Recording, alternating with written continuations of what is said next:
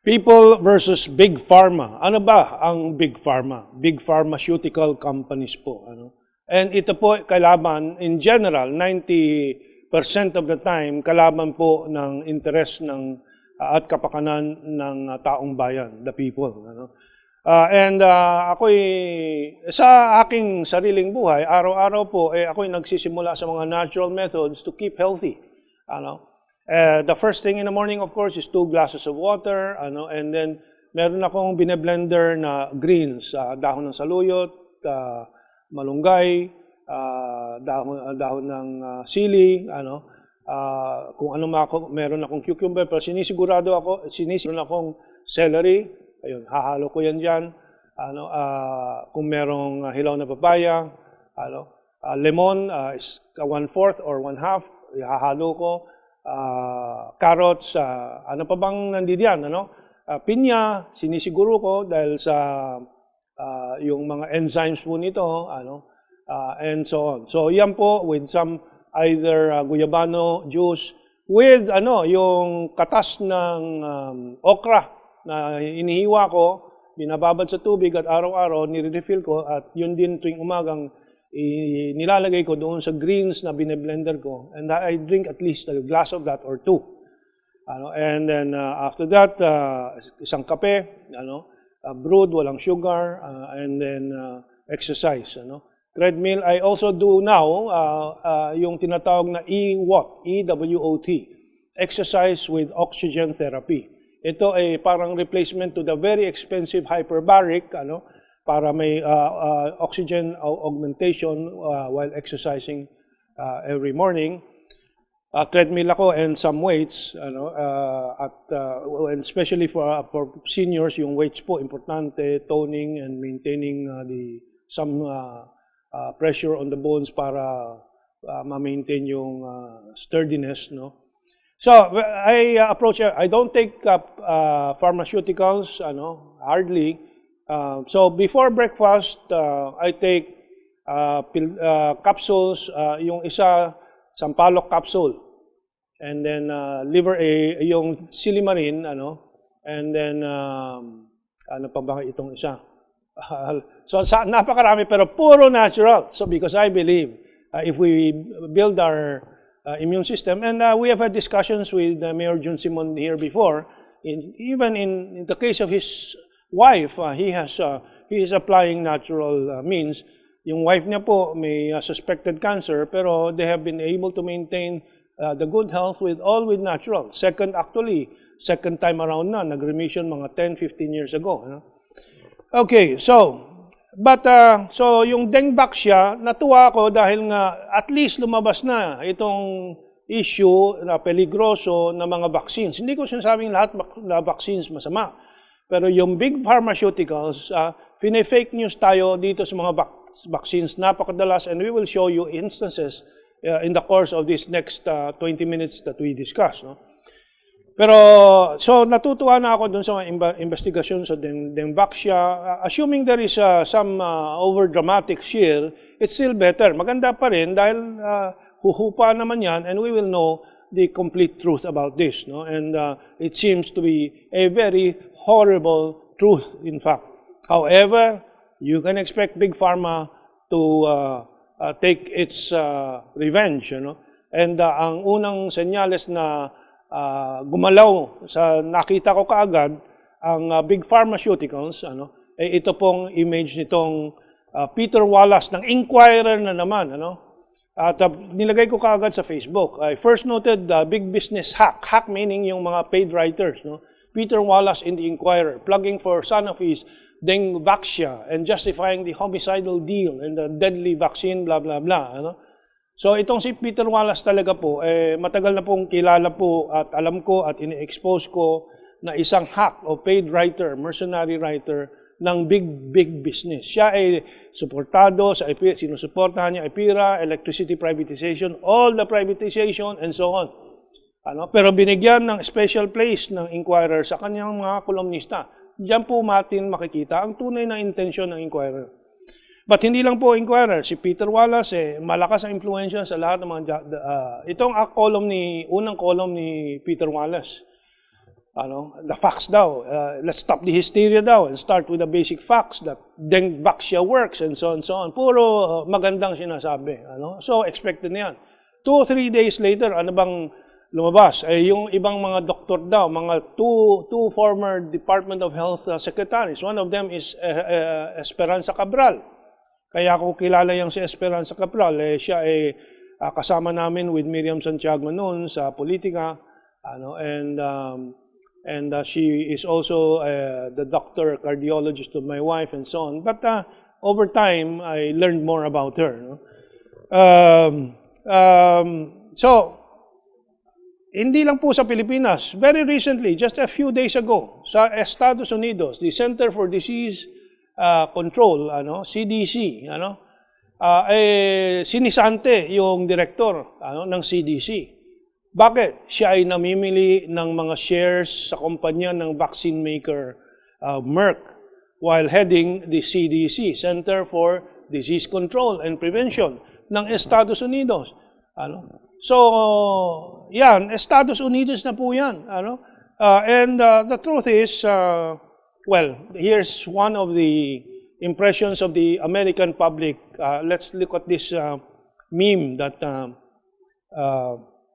well, these are some of the stories. Guardian is a respectable Western magazine, and so it has articles like this: "Evil Ways of the Drug Companies." And then yan, isang sa mga memes niyan, Big Pharma and dollars. And itong next item, this is coming out very often. Itong news about hundreds of thousands of Americans dying from prescription drugs. Bakit sobrang tiwala ng maraming mga doktor at maraming mga tao sa mga gamot? In fact, in Europe, where the people are more mature, a natural medicine, especially Chinese natural medicine, is favored.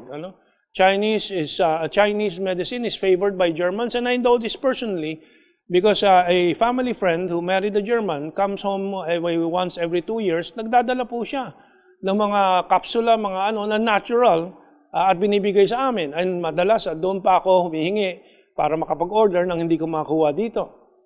Tulad ng serapeptase. Ito ay extract from silkworm na pangbasag po ng mga buo-buong mga dugo and so on, or paglilinis ng baga, lungs, serapeptase or serapeptase, peptase in German. About dengue, here's an article. Don't laugh, tawa-tawa works. And I will bring to this show in the future several people who will testify that what did not work sa Western medicine, tawa-tawa ang nagpagaling. One is George C., who is a banker, who is a big businessman, and he has said that he has given tawa-tawa to 3-4 of his children and other relatives, and they all got well. Another is Tina Ebro, the former wife of the leftist activist Sixto Carlos. He swears by all these natural medicines, and she has been recommending the one-time guest ko dito, si Bun Uy, Dr. Tan Bun Uy, Chinese, herbal, and Filipino, and universally herbal medicines for many problems, health problems. But you can see, si Dr. Cabral in this case, and the Department of Health in general, campaigning against natural medicine. I think I provided the highlighted quotation. Can you show that, please? Dr. Esperanza Cabral, when she was DOH secretary, I just quote this particular, mahaba yung artikulo, and there are many articles, had already decreed that the label be changed into Filipino and should say, hindi ito gamot, about these herbal medicines. However, the herbal companies went to the Supreme Court to stop the order. The case still pending in the High Court. Ang nakalagay ngayon, no therapeutic value, which again is something that we should think about, because they do have ang tinatawag technically anecdotal evidence that these things work, and I personally use them, and it works for me. But for Dr. Cabral, hindi. Hindi yan gamot. Walang kwenta yan. Basura yan. Panloloko yan. Lahat ng herbal. Kaya din ako galit na galit nung kanyang binabatikos ang virgin coconut oil na napakaraming benepisyo para sa mga tao at murang-mura at kayang-kaya, abot kaya at kaya gawin ng tao mismo. Tapos babatikusin niya na walang kwenta daw. Ano? So these are I'm not saying they have bad intentions all the time. I cannot tell. Ano? But by their actuations, I know they have some bad effects. Ano? But they believe, isipin mo mag-aral ka ng Western medicine ng 12 taon. Siyempre, pagkatapos noon, brainwash ka na. Ano? At masasaktan ka rin kung mayroong ibang mga alternatibo na taliwas doon sa tinuro sa iyo. And many of my friends who are doctors are that way. Ano? They will keep recommending to me medicines.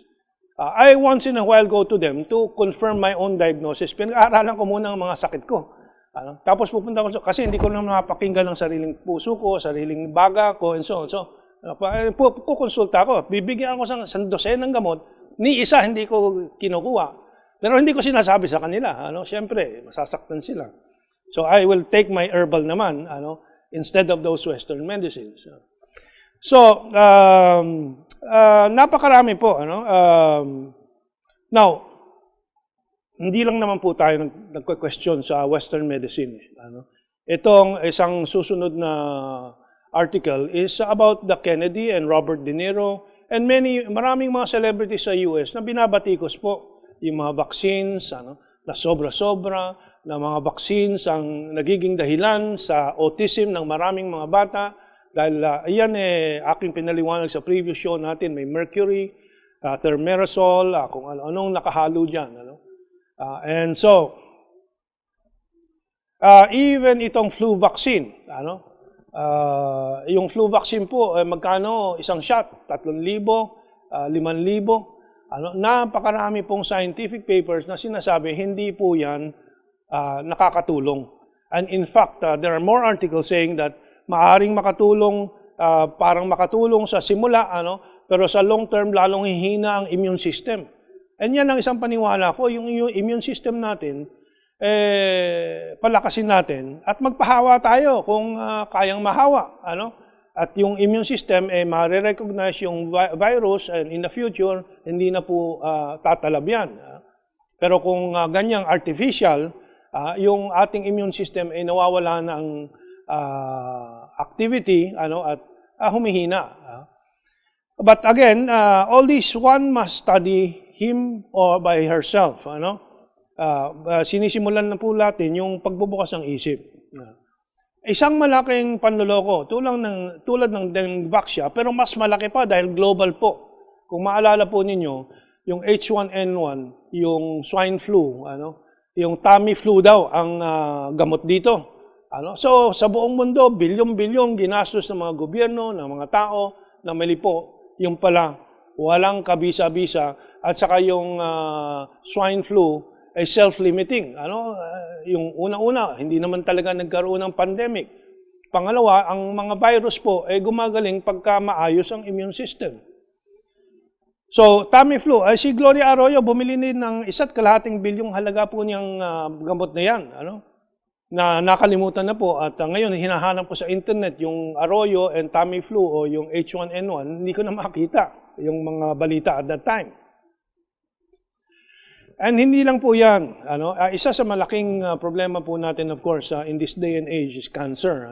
And napakarami pong mga batikos na po sa chemotherapy and so on. I'm not saying they're not useful.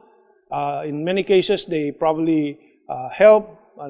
Although there are statistics that say that no more than 6% o mga ganyan ang survival sa chemotherapy, I am not competent. Neither are many of the doctors. There should be more open discussion here. But I have many testimonials of people who use natural that have found it to work.